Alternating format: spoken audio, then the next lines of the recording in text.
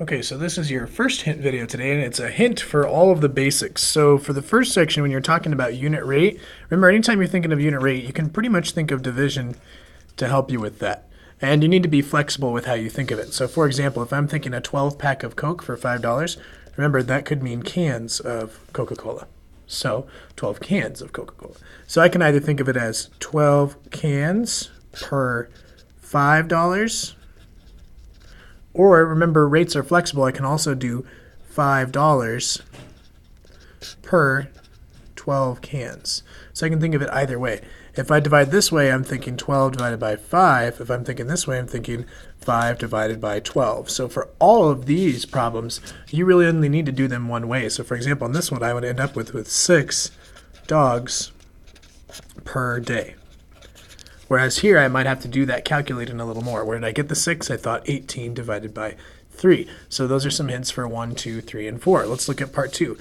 With the ratios, just think about what we have up on the board at the front of the room. We've got our two quantities, 2 to 3, and we have our first quantity, but not our second quantity.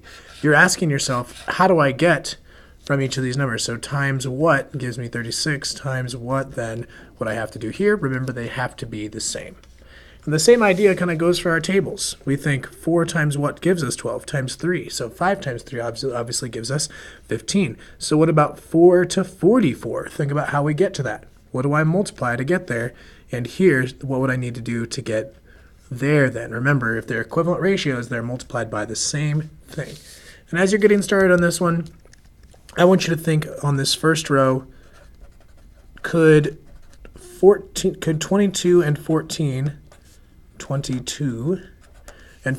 they be made smaller? So could you possibly divide to make those smaller? So these are all hints to help you get started on the basics.